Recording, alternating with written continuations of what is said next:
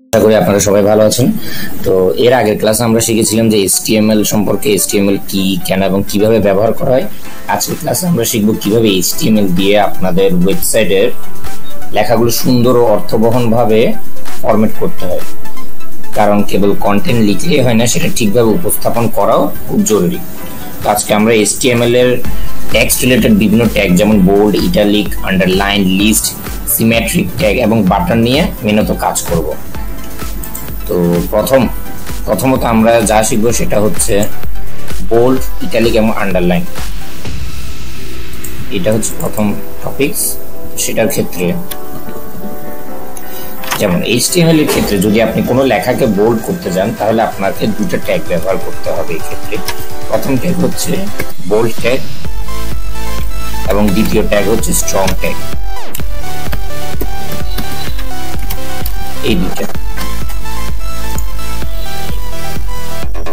এখানের মধ্যে bold tag শুধু লেখাকে বোল্ড করে বা মোটা করে, যে ক্ষেত্রে আবার যে জায়গায় স্ট্রং ট্যাগ ব্যবহার করে ট্যাগটি এসইও দিকে বেশি গুরুত্বপূর্ণ। তো সেই ক্ষেত্রে যখন আপনি কোনো লেখাকে শুধু বোল্ড করতে চান সেক্ষেত্রে শুধু বোল্ড ট্যাগটা ব্যবহার করবেন, কিন্তু যখন আপনি কোনো লেখাকে বোল্ড এবং এসইও দৃষ্টিকোণ থেকে বেশি গুরুত্বপূর্ণ দেখাতে চান তখন আপনি স্ট্রং ট্যাগ ব্যবহার করবেন। সেই ক্ষেত্রে আমরা যা করতে পারি, আমরা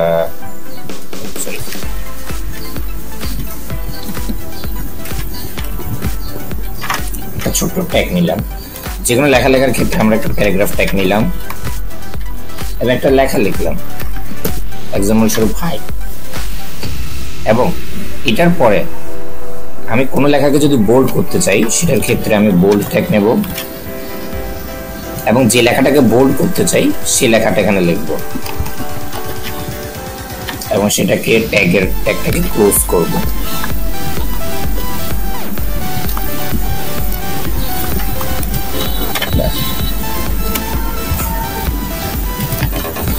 এবার একটা সেকেন্ড টেক্সট দিলাম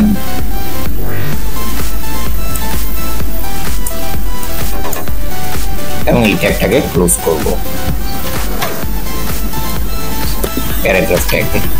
সরি,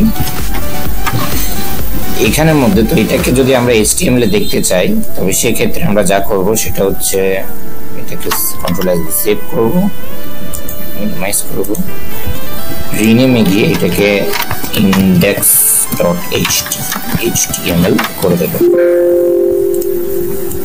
এখন যদি এটাকে আমরা গুগলে খুলি দেখেন এই লেখাটা বোল্ড হয়ে গেছে। কিন্তু সেই ক্ষেত্রে যদি আমরা কোনো অংশকে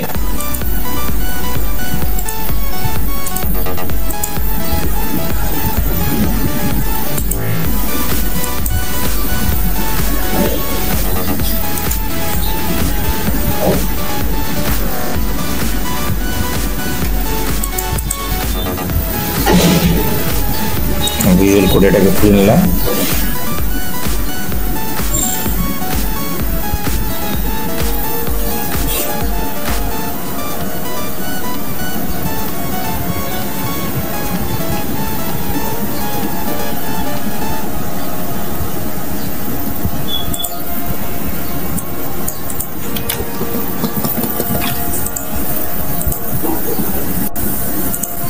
সিমিলার ভাবে আমরা আরেকটা প্যারাগ্রাফ ট্যাগ নিলাম। এবার যদি সেম ভাবে যদি আমরা বোল্ড ট্যাগের জায়গায় স্ট্রং ট্যাগ ব্যবহার করি তাহলে কি হয় দেখি। স্ট্রং ট্যাগ লিখে আমি হাই দিলাম বা হ্যালো লিখলাম এবং স্ট্রং ট্যাগটা ক্লোজ করে দিলাম।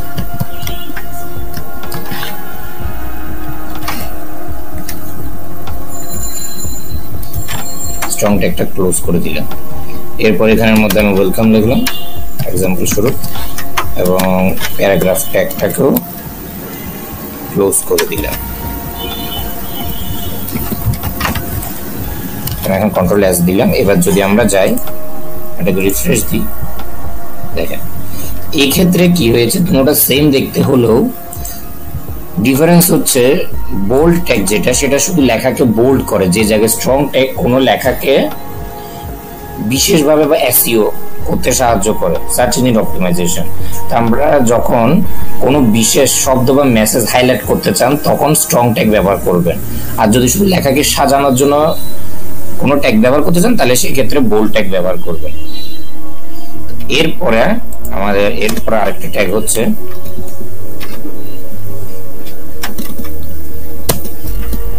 এর পরবর্তী আরেকটা ট্যাগ, সেটা হচ্ছে ইটালিক। লেখাকে ইটালিক করার জন্য ইটালিকের মধ্যে দুটো ট্যাগ আছে, একটা হচ্ছে যে ইটালিক ট্যাগ, আরেকটা হচ্ছে ইএম ট্যাগ। দুটোটার কাজই সেমই, দুটোটাই লেখাকে একটু বাঁকিয়ে দেয়, বাট ইটালিক ট্যাগের ক্ষেত্রে যদি আমি কোনো লেখা লিখি হ্যালো, আমি এটাকে সেভ করি এবং আমি যদি যাই এই দিলাম, সেই লেখাটা বেঁকে যাবে। কিন্তু সেম ক্ষেত্রে ইএম ট্যাগের ক্ষেত্রে যদি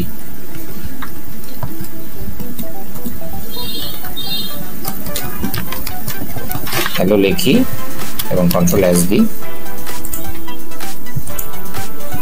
সেমই আসতেছে, বাট ডিফারেন্স এটা ইটালিক ট্যাগ শুধু ট্যাগকে বাঁকানোর জন্য কাজে আসে, যে জায়গায় ইএম ট্যাগ ব্যবহার করলে একটি অর্থ জোর দেয়, অর্থকে অর্থবহন করে, যে এটি আলাদাভাবে এসইও ওয়েবসাইটের এসইও হিসেবে সিম্বলাইজড হয়।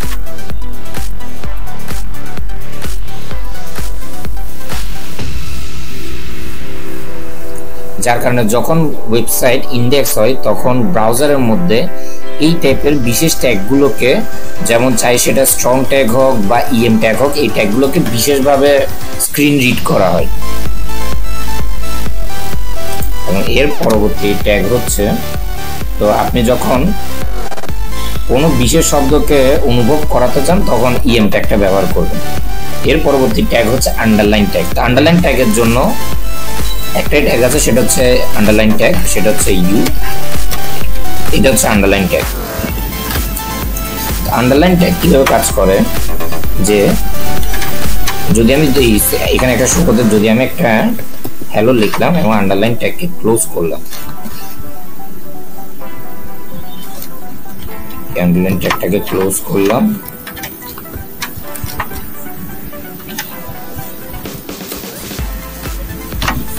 কন্ট্রোল এস দিলাম। এখন যদি আমরা ইয়াতে গিয়ে দেখি, দেখেন এখানে নিচে একটা আন্ডারলাইন এসেছে। আন্ডারলাইন ট্যাগ মূলত HTML5 এ এখনো আছে, কিছু কিছু ক্ষেত্রে CSS দিয়ে আন্ডারলাইন করা ভালো, কারণ হাইপারলিংক ও আন্ডারলাইন লিঙ্ক একসাথে দিলে ইউজার বিভ্রান্ত হয়, অনেক সময় ব্রাউজারের মধ্যে সেটা রিটার্ন এরর আসে, সেই ক্ষেত্রে অনেক ক্ষেত্রে আন্ডারলাইন দেওয়ার জন্য CSS ব্যবহার করা হয়। আরেকটা জিনিস খেয়াল রাখা উচিত যে অতিরিক্ত আন্ডারলাইন না ব্যবহার করাই ভালো।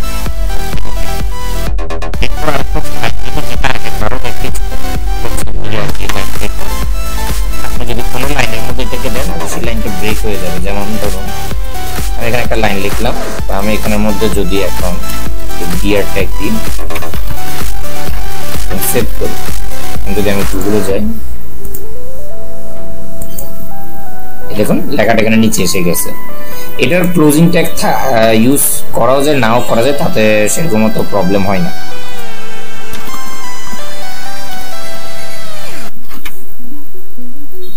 এর পরবর্তী ট্যাগ হচ্ছে লিস্ট ট্যাগ, অর্থাৎ অর্ডার এবং আনঅর্ডার। তো লিস্ট ট্যাগের মধ্যে দুই ধরনের আছে, একটা হচ্ছে আনঅর্ডার লিস্ট এবং একটা হচ্ছে অর্ডার লিস্ট। আনঅর্ডার লিস্টের মধ্যে দুটো ট্যাগ আছে, একটা হচ্ছে আনঅর্ডার লিস্ট UL,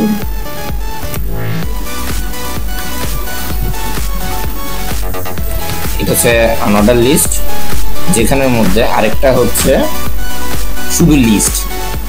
তো আনঅর্ডার লিস্টের মধ্যে দুইটা ব্যবহার করা হয় ট্যাগ, এই দুটোটা একসাথে ব্যবহার করে, যে জায়গায় আগের ট্যাগগুলো ডিফারেন্ট অর্থ রাখে, কিন্তু এই ক্ষেত্রে দুটোটা একসাথে ব্যবহার করা হয়। তো যখন আপনি কোনো আনঅর্ডার লিস্ট তৈরি করবেন, প্রথমে আনঅর্ডার ট্যাগগুলো নেবেন, ওপেন ট্যাগ এবং ক্লোজ ট্যাগ, এর ভিতর আপনাকে একটা লিস্ট ট্যাগ নিতে হবে। এই লিস্ট ট্যাগের ভিতর হবে যে আপনার লিস্ট ট্যাগ প্রত্যেকটার ক্ষেত্রেই সেমই হবে। যেমন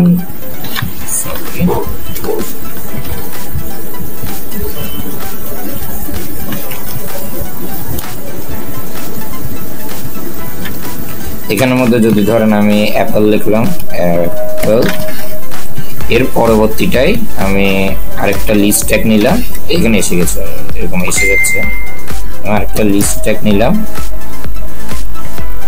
লিখলাম বানানা। এটা হয়ে গেল আমাদের আনঅর্ডার লিস্ট। এখন যদি আমি কন্ট্রোল এস দিয়ে সেভ করি এবং ব্যাক যাই, রিফ্রেশ দিই, তাহলে এটা হচ্ছে আনঅর্ডার লিস্ট। আনঅর্ডার লিস্টের বৈশিষ্ট্য হচ্ছে যে এটার মধ্যে বুলেট পয়েন্ট, অর্থাৎ এই বুলেট পয়েন্টের মাধ্যমে লিস্ট শো হবে। যে জায়গায় যদি আমরা এখন অর্ডার লিস্টে যাই, শব্দকে সরিয়ে দিলাম, যে জায়গায় যদি আমরা একটা অর্ডার লিস্ট তৈরি করি, তো অর্ডার লিস্টের ক্ষেত্রেও সিমিলার দুইটা ট্যাগ আছে, একটা হচ্ছে ওএল,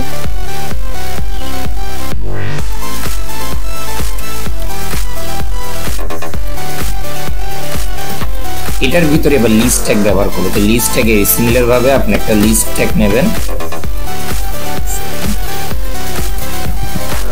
লিস্ট ট্যাগের মধ্যে আমি ধরেন একটা মানুষের নাম লিখলাম আদিত্য,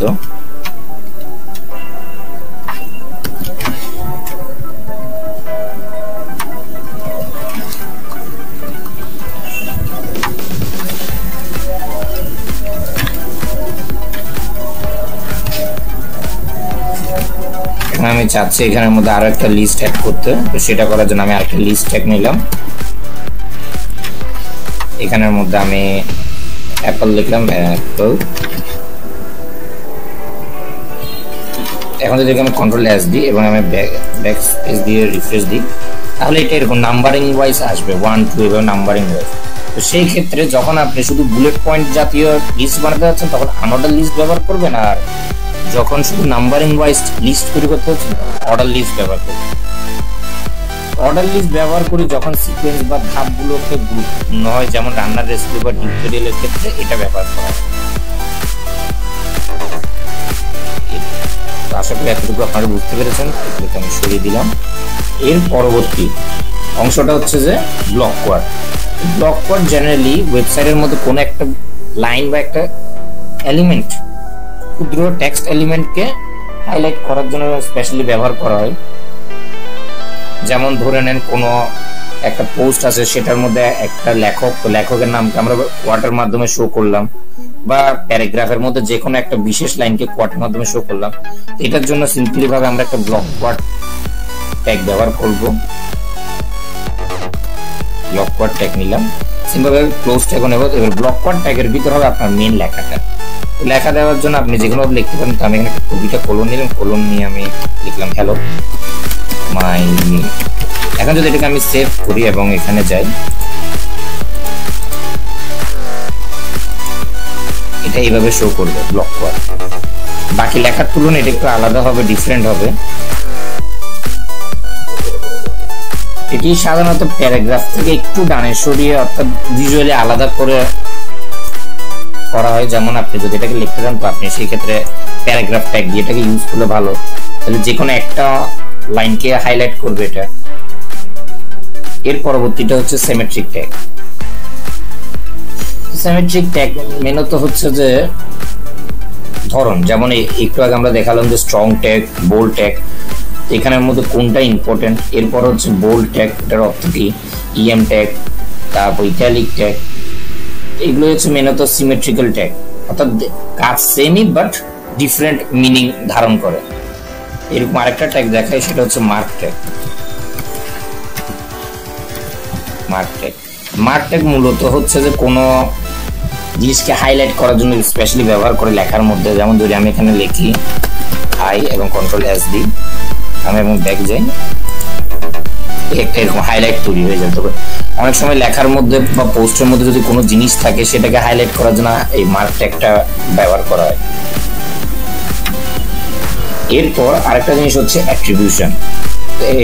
তো এই ট্যাগগুলো ছাড়া এবার হচ্ছে যে অ্যাট্রিবিউশন। তো অ্যাট্রিবিউশন এর আগে কয়েকটা দেখিয়েছিলাম, তো আজকে আরেকটা অ্যাট্রিবিউশন দেখাই, সেটা হচ্ছে অ্যাব্রিভিশন। অ্যাব্রিভিশনের সংক্ষিপ্ত রূপে লিখি, এটা হচ্ছে অ্যাব্রিভিশনের সংক্ষিপ্ত রূপ।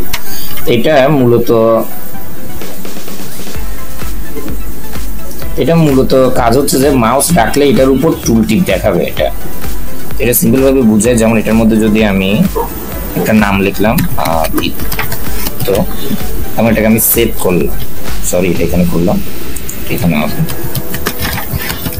এটাকে সেভ করলাম। আমি যদি এখন একটা ব্যাক যাই এবং রিফ্রেশ দিই, দেখেছেন এইভাবে আসবে। এই অংশটাকে সরাই দিই, এই অংশটা আমি কন্ট্রোল এস দিই, এইভাবে দেখাবে। এর মানে তো টুল টিপ টাইপ, এটা কিছুটা টেক্সটেরই মতো, বাট এগুলো এক একটা ট্যাগ এক এক রকম ডিফারেন্ট কাজে ব্যবহার করা হয়। এটাকে লেখার জন্য এভাবে লিখতে পারি আমরা, এটাকে সিম্পল ভাবে লেখার জন্য প্রথমে একটা প্যারাগ্রাফ ট্যাগ নিলাম, প্যারাগ্রাফ ট্যাগের মধ্যে আমরা একটা অ্যাট্রিবিউশন নেব, আমরা টাইটেল অ্যাট্রিবিউশন নেব, আমরা একটা টাইটেল অ্যাট্রিবিউশন নিলাম, নট টাইটেল ট্যাগ।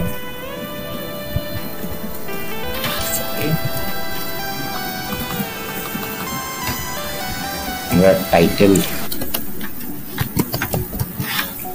ইকুয়াল নিলাম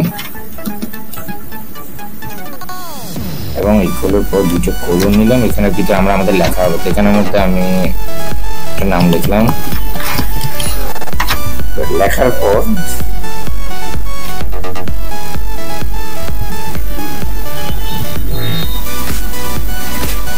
সবার আগে সরি এখানের মধ্যে একটা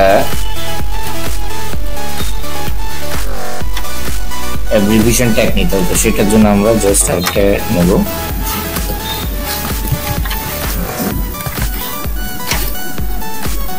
এটা অ্যাব্রিভিয়েশন ট্যাগ নিলাম, এটা একটা এদিক দিয়ে ক্লোজ করব। ক্লোজ করার পর এখানের মধ্যে আরেকটা লেখা হতো, এখানে লিখলাম আমি একটা HTML লিখলাম এক্সাম্পল শুরু, এবং এরপরে আমরা আরেকটা লেখা লিখলাম, ধরেন ডেমো লিখলাম। এবার এটাকে আমরা পি ট্যাগ দিয়ে ক্লোজ করে দেব। তাহলে আমরা কন্ট্রোল এস দিই, সরি এটা ক্লোজ হয়নি, ক্লোজ করে দিলাম।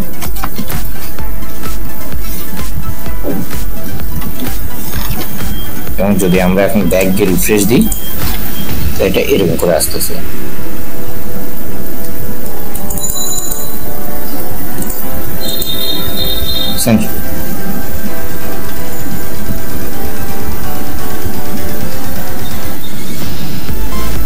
এরপর হচ্ছে বাটন। বাটন তৈরি করার জন্য বাটনের জন্য সিম্পল বাটন ট্যাগ ব্যবহার করবেন। এই বাটন নিলাম, এখানে ভিতরে এগুলো বাটন, বাটনের ভিতর ধরেন আমি একটা ডেমো বাটন বানাচ্ছি, তো ডেমো বাটন দিলে এবার বাটন ট্যাগ ক্লোজ করলাম।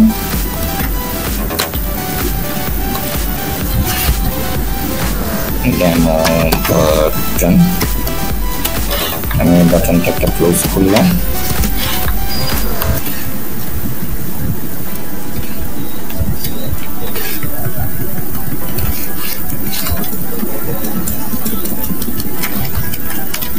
এখন যদি আমরা এখানে যাই, এই একটা বাটন তৈরি হয়ে গেছে, এই জন্য এখানে ক্লিক হচ্ছে।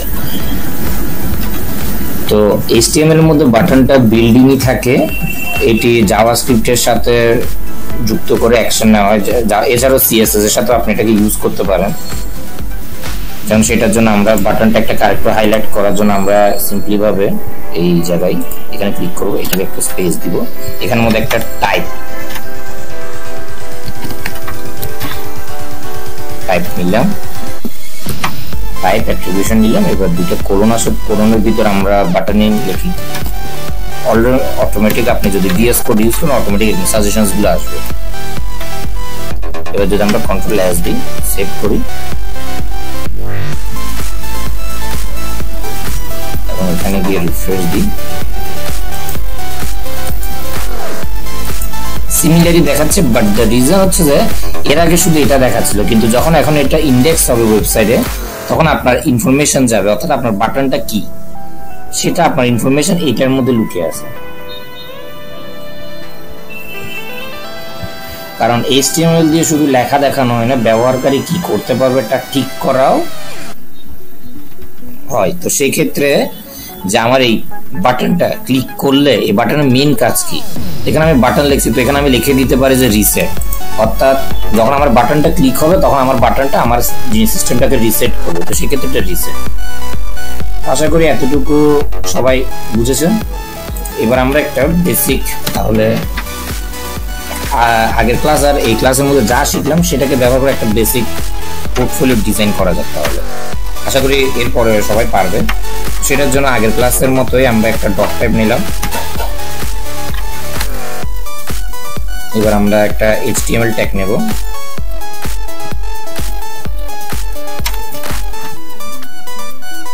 অটোমেটিক এসে যাচ্ছে। HTML ট্যাগ নিলাম, HTML ট্যাগ ক্লোজও করলাম।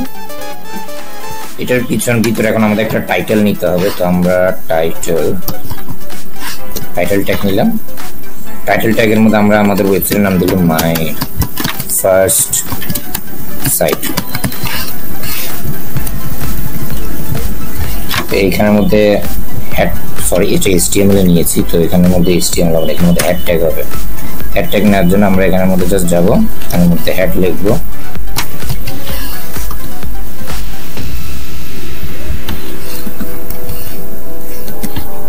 এখানে হবে যে টাইটেল দিলাম my first sight. Had tag close করে দিয়ে এটা হয়ে গেল। হেড ট্যাগ ক্লোজ হয়ে গেলে হেড ট্যাগের পরে এবার নেব যে বডি ট্যাগ। তো বডি ট্যাগ নেওয়ার জন্য হেড ট্যাগের বরাবর আমরা একটা বডি ট্যাগ নিলাম এবং বডি ট্যাগ ক্লোজ করবো। বডি ট্যাগ ক্লোজ করলাম। ওই বডি ট্যাগের ভিতরে আমাদের যাবতীয় যত কাজ আছে সবগুলো হবে। ফার্স্ট অফ অল আমরা একটা H1 ট্যাগ নিলাম। সরি,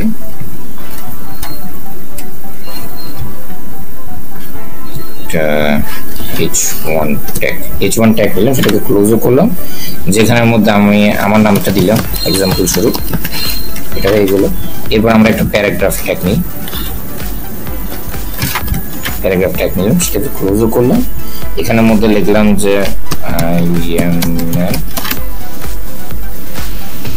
IMN লিখে এবার আমরা একটা স্ট্রং ট্যাগ নেব।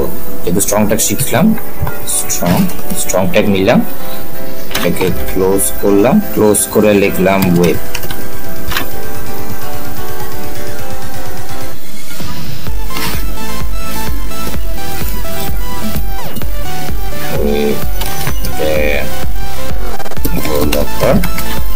এবং এটাকে স্ট্রং ট্যাগটাকে ক্লোজ করলাম। স্ট্রং ট্যাগ ক্লোজ করলাম। স্ট্রং ট্যাগ ক্লোজ করার পর একটা প্যারাগ্রাফ ট্যাগ নিয়ে প্যারাগ্রাফ ট্যাগটাকেও ক্লোজ করলাম।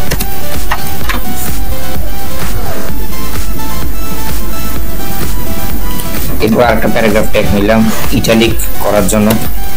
প্যারাগ্রাফ ট্যাগটা নিয়ে ওটাকে ক্লোজ করলাম। এবার এটার ভিতরে আমরা লিখলাম মাই ফেভারিট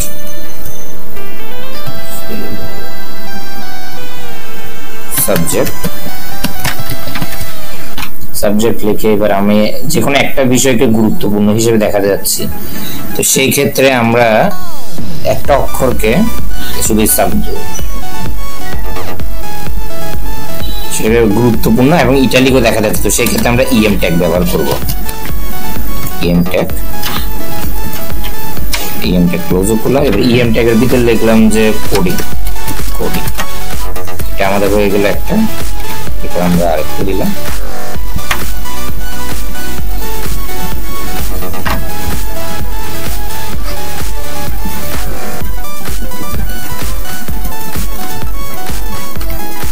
হয়ে গেল। এরপর আমরা আরেকটু নিচে গেলাম। এবার এখানের মধ্যে আমরা আরেকটা প্যারাগ্রাফ ট্যাগ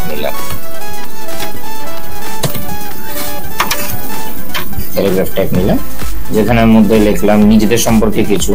তা আমি এখানে লিখলাম বায়ো লিখলাম। এবার এটার নিচে এই প্যারাগ্রাফ ট্যাগ বরাবর আমরা একটা অর্ডার লিস্ট নিই। অর্ডার লিস্ট নেওয়ার জন্য ওয়েল লিখলাম। সেগুলো অর্ডার লিস্টের মধ্যে আমরা একটা লিস্ট এখান থেকে শো করতে চাইলে সাজেশন আমরা লিস্ট নিলাম। লিস্টের মধ্যে প্রথমে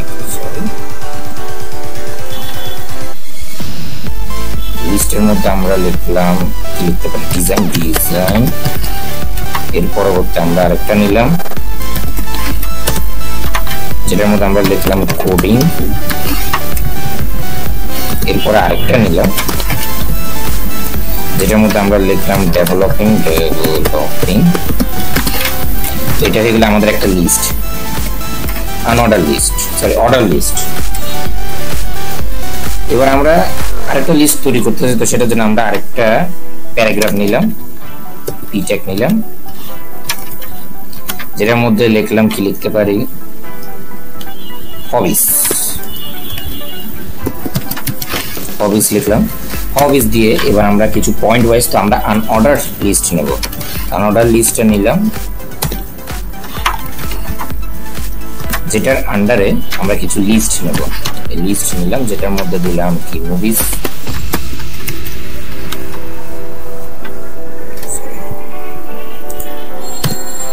আমরা আরেকটা লিস্ট নিলাম, যেটার আন্ডারে দিলাম হয়তো কোডিং।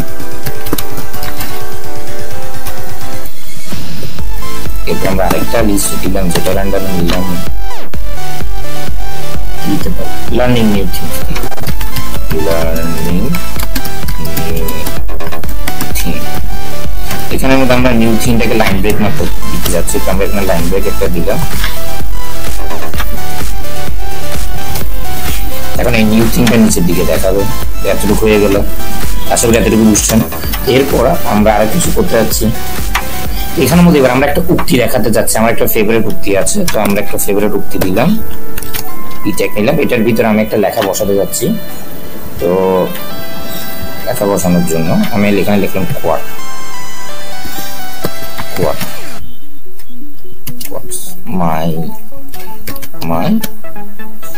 মাই কোয়ার্টস দিলাম। এবার এটাকে আমি একটু জায়গা করে নিই। এখানের মধ্যে কোয়াট শো করার জন্য আমরা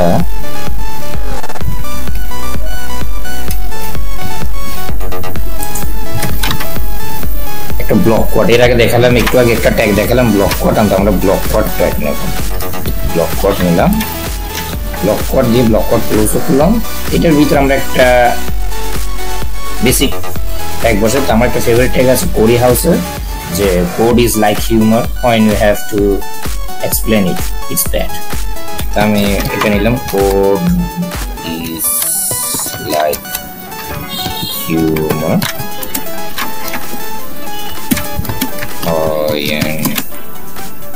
you শো করতেছে already, and you have to explain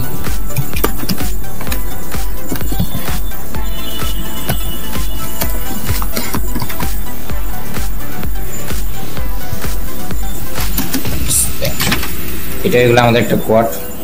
আপাতত আমরা এতটুকুই করলাম, তো আমরা ব্লক কোয়াড একটা নিলাম। এবার ব্লক কোয়াড নেওয়ার পর আমি চাচ্ছি এখানের মধ্যে একটা সিম্পল অ্যাব্রিভিয়েশন ট্যাগটাকে ব্যবহার করে একটা সিম্পল জিনিস বসাতে। সেটা বসানোর জন্য আমরা আবার প্যারাগ্রাফ ট্যাগ নেব। প্যারাগ্রাফ ট্যাগ নিলাম, প্যারাগ্রাফ ট্যাগের মধ্যে লিখলাম আমি কি শিখতেছি সেটাকে হাইলাইট করার জন্য what I am learning.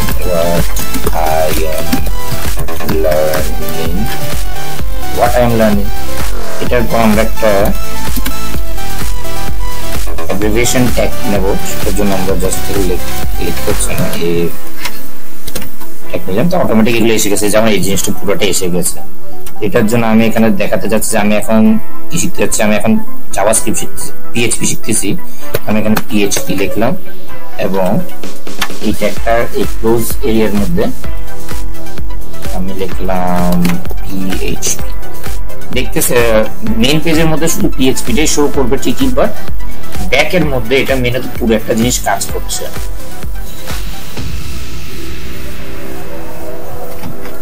Back, কারণ ইন্ডেক্সিং এর সময় মেনুতে ওয়েব পেজ আপনার ব্যাকের মধ্যে কি চলতেছে সেটাকে স্টাডি করে। আমার একটা হয়ে গেল। এবার আমি এখানে একটা বাটনস বসাতে যাচ্ছি, তো আমি একটা বাটন ট্যাগ নেব। বাটন ট্যাগ নিলাম, বাটন ট্যাগের মধ্যে লিখলাম ফেসবুক, আমার ফেসবুক লিখলাম। এরপর আমি আরেকটা বাটন বসাতে যাচ্ছি, সেটার জন্য দিলাম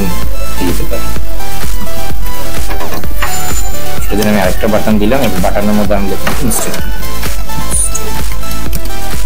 এতটুকু হয়ে গেল আমাদের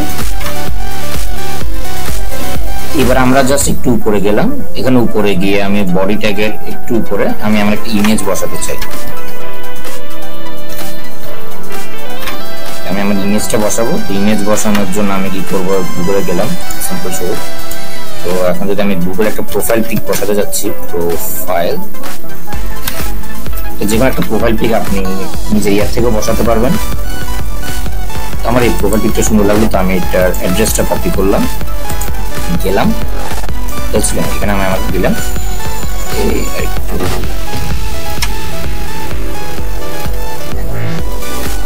এখানে।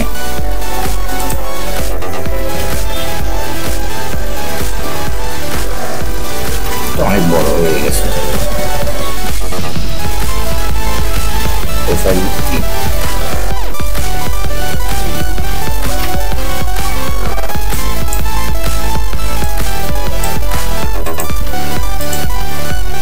প্রথমত আমি একটু ডিসক্রিপশনটাই আগে বানিয়ে নিই। ডিসক্রিপশন বানানোর জন্য আমি যা করবো সিম্পল ভাবে আমি লিখে দিলাম প্রোফাইল পিক, প্রোফাইল পিক, বাস। এটা এগুলো আমার ইমেজের ডিসক্রিপশন। এবার এখানে একটা ইমেজ দেখাতে হচ্ছে, তো ইমেজ দেখানোর জন্য আমি আবার যাব ইমেজটাকে ক্লিক করি। ছোট ইমেজ বলে এটা লিঙ্কটা বেশি বড় হয়ে গেছে, তো আমি নিলাম ইমেজের অ্যাড্রেস কপি করলাম, দিলাম পেস্ট দিলাম, এবার কন্ট্রোল এস দিলাম। এখন যদি আমরা যাই আমাদের ওয়েব পেজে, একটা রিফ্রেশ দিই, এই আমাদের একটা বেসিক ডিজাইন সুন্দর, এই আমার বায়ো, হবিজ, কোয়াট, এই সুন্দর ফেসবুক, ইনস্টাগ্রাম যেমন এখানে পাশাপাশি দেখাচ্ছে। এখন যদি আমি এটাকে যেমন এই পিএইচপিটা দেখেন, এটা দেখতে বাকিগুলোতে একটু আলাদা হচ্ছে কারণ এটা হাইলাইটেড হচ্ছে। এখন আমি চাচ্ছি এখানের মধ্যে কোন একটা অংশকে হাইলাইট দেখাইতে, তো আমি কোনটা হাইলাইট, আমি এটাকে হাইলাইট দেখাতে যাচ্ছি, এটা দিলাম।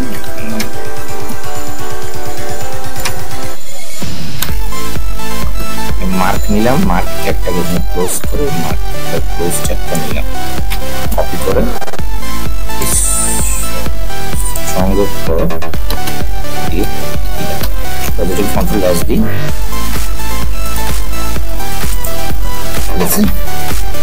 এখানের মধ্যে আমার এই ওয়েব ডেভেলপারটা হাইলাইট হইলো। এইভাবে যেমন এটা একটা বেসিক হয়ে গেলো, এগুলো ক্লিক করা আছে। পরবর্তী ক্লাসে এগুলোতে কিভাবে লিঙ্ক অ্যাড করে সেটা দেখাবো। লিঙ্ক অ্যাড করাও সিম্পল। লিঙ্ক অ্যাড করার জন্য আপনি আগের ক্লাসে আমি বলেছিলাম যে কোনো লিঙ্ক অ্যাড কিভাবে করে অ্যাট্রিবিউশন ব্যবহার করে। লিঙ্ক অ্যাড করার জন্য আপনি এ ট্যাগ এবং অ্যাট্রিবিউশন ব্যবহার করলে আপনি সিম্পল ভাবে করতে পারবেন। তো আশা করি আজকের এই প্রজেক্টটা আপনাদের ভালো লাগছে। তো বেসিক কিছু প্রবলেমস হয় যখন আপনারা এটা করতে যাবেন, যেমন এর আগে বললাম যে সিমেট্রিক ট্যাগটা কি। সিমেট্রিক ট্যাগ ব্যবহার করার সময় কোনটার শুধু আপনি ডিজাইন করার জন্য ব্যবহার করছেন আর কোনটা এসইও ফ্রেন্ডলি করার জন্য ব্যবহার করছেন এটা খেয়াল রাখবেন। যেমন ধরেন ইটালিক ট্যাগ, ইটালিক ট্যাগের ক্ষেত্রে যদি আপনি শুধু একটা ট্যাগ লেখাকে বাঁকানোর জন্য ব্যবহার করতে চান তাহলে ইটালিক ট্যাগ ব্যবহার করবেন, আর যদি লেখাকে বাঁকানো এবং গুরুত্বপূর্ণ দেখাতে চান তাহলে ইএম ট্যাগ ব্যবহার করবেন। তো আজকে ক্লাস আমরা শিখলাম যে কিভাবে সিম্পল টেক্সটকে HTML দিয়ে ফরম্যাট করা যায়, বোল্ড, ইটালিক, আন্ডারলাইন থেকে শুরু করে block, quad, symmetric tag, list ও বাটন কিভাবে তৈরি করা যায়। তো আশা করি সবার ভালো লাগছে। তো পরবর্তী